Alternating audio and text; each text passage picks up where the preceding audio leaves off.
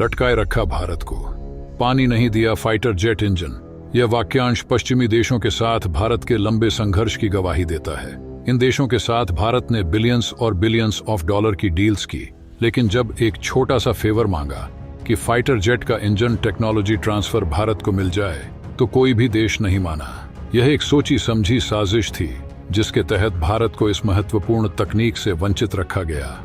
लेकिन आज वही कंपनियां और देश जिन्होंने कभी हमारी मांग को नजरअंदाज किया था, 20 बिलियन डॉलर की डील्स के लिए लाइन में खड़े हैं। भारत ने अपनी क्षमता और आत्मनिर्भरता को साबित कर दिया है, और यही हमारी जीत है दोस्तों। हमें सपेरों और गरीबों का देश कहने वाले आज एक ऐलान भर से ही लाइन में लगे हुए। आखिर क्या है पूरा मामला जानेंगे आज की इस वीडियो में। लेकिन वीडियो में आगे जाने से पहले, जो देश हमें सपेरों और गरीबों का देश कहते थे, वही आज लाइन में लगे हुए हैं। इसके लिए वीडियो को लाइक करके कमेंट बॉक्स में जय हिंद जरूर लिखें दोस्तों। जब भारत ने पश्चिमी देशों से fighter jet engine technology transfer की मांग की, तो कोई भी देश इसे देने के लिए तैयार नहीं था। ये एक बड़ा झटका था, क्योंकि फाइटर जेट इंजन की तकनीक बहुत जटिल होती है और इसे विकसित करना आसान नहीं होता। लेकिन भारत ने हार नहीं मानी। इस बीच ISRO ने अपने रॉकेट इंजन को विकसित किया और हमें मून मिशन में सफलता दिलाई। इससे यह साबित हो गया कि भारत के वैज्ञानिक और इंजीनियर किसी से कम नहीं हैं। फाइटर जेट इंजन की तकनीक काफी जटिल होती है। इसे डिजाइन और कंट्रोल करना बेहद चुनौतीपूर्ण होता है। इसमें उच्च तापमान, उच्च दबाव और तेजी से घूमने वाले हिस्सों के साथ काम करना होता है। इसके बावजूद भारत को यह टेक्नोलॉजी देने से इनकार कर दिया गया। यह हमारे लिए एक बहुत बड़ी चुनौती थी, लेकिन हमने इसे एक अवसर के रूप में देखा। फाइटर जेट इंजन एक ऐसा यंत्र होता है जिसमें उच्च तापमान और उच्च दबाव में काम करने की क्षमता होनी चाहिए। यह इंजन एक विमान को सुपरसोनिक गति से उड़ान भरने में सक्षम बनाता है। इसे बनाने के लिए उच्च तकनीकी ज्ञान और विशेषज्ञता की आवश्यकता होती है।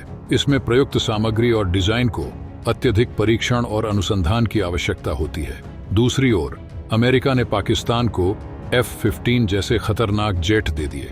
इसका उद्देश्य था भारत को मजबूर करना कि वह भी अत्याधुनिक फाइटर जेट खरीदे। लेकिन भारत ने अपनी स्वतंत्रता और आत्मनिर्भरता के मार्ग पर चलते हुए इस चुनौती का सामना किया। हमने अपने खुद के फाइटर जेट इंजन को विकसित करने की ठानी और इसके लिए पूरी ताकत झोंक दी। अमेरिका की रणनीति साफ थी, भारत को दबाव में लाकर उसे अपनी शर्तों पर खेलना। लेकिन भारत ने इसे चुनौती के रूप में लिया। भारत ने अपने वैज्ञानिकों और इंजीनियरों को प्रेरित किया कि वे इस तकनीक को स्वयं विकसित करें। इसका परिणाम ये हुआ कि भारत ने अपने दम पर फाइटर जेट इंजन विकसित करने में सफलता प्राप्त की। आज जब दुनिया की सबसे तेजी से बढ़ती हुई अर्थव्यवस्था भारत है, कई बड़ी एविएशन कंपनियां भारत को अपने फाइटर जेट बेचने के लिए लाइन में खड़ी हैं। इनमें Lockheed Martin, Boeing, Eurofighter, Rafale और साब जैसी कंपनियां शामिल हैं। यह हमारे लिए गर्व की बात है कि आज वही देश और कंपनियां हमें अपनी अत्याधुनिक तकनीक देने के लिए तैयार हैं, जिन्होंने पहले हमें मना कर दिया था। भारत की तेजी से बढ़ती अर्थव्यवस्था ने हमें एक नई पहचान दिलाई है। आज भारत न केवल एक बड़ा बाजार है, बल्कि एक मजबूत रक्षा शक्ति भी बन चुका है। हमारी आर्थिक शक्ति और रक्षा क्षमता ने हमें एक महत्वपूर्ण भूमिका निभाने के योग्य बना दिया है। यह हमारे आत्मनिर्भरता के प्रयासों का परिणाम है कि आज हम उस मुकाम पर हैं जहां दुनिया की बड़ी कंपनियां हमारे साथ काम करना चाहती हैं। भारत ने हाल ही में $20 बिलियन का टेंडर जारी किया है, जिसमें 114 फाइटर जेट की मांग की गई है। ये टेंडर न केवल हमारी रक्षा क्षमता को मजबूत करेगा, बल्कि हमारे रक्षा उद्योग को भी एक नई दिशा देगा। भारत ने शर्त रखी है कि यह जेट भारत में बने और टेक्नोलॉजी ट्रांसफर भी हो।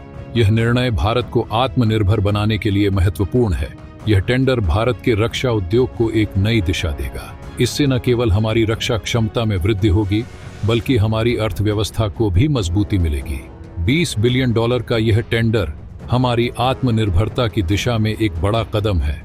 इससे हमें अत्याधुनिक तकनीक प्राप्त होगी और हमारे वैज्ञानिकों को नई तकनीक सीखने का मौका मिलेगा।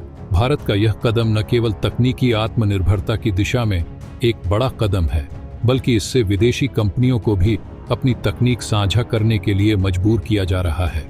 इससे हमारी रक्षा क्षमता में वृद्धि होगी और हमारे देश की सुरक्षा भी मजबूत होगी। हमारी आत्मनिर्भरता की दिशा में यह कदम हमारे भविष्य के लिए बहुत महत्वपूर्ण है। इससे हम न केवल तकनीकी रूप से आत्मनिर्भर बनेंगे, बल्कि हमारे रक्षा उद्योग को भी नई ऊंचाई मिलेगी। इससे हमारी सुरक्षा और आर्थिक स्थिति दोनों ही मजबूत होंगी। यह हमारे आत्मसम्मान और स्वतंत्रता की दिशा में एक महत्वपूर्ण कदम है। ISRO की सफलता ने हमें यह सिखाया है कि अगर हमारे पास आत्मविश्वास और दृढ़ संकल्प है तो हम किसी भी चुनौती का सामना कर सकते हैं। हमने मून मिशन में सफलता प्राप्त की और अब हम फाइटर जेट इंजन में भी आत्मनिर्भर बनने की दिशा में बढ़ रहे हैं।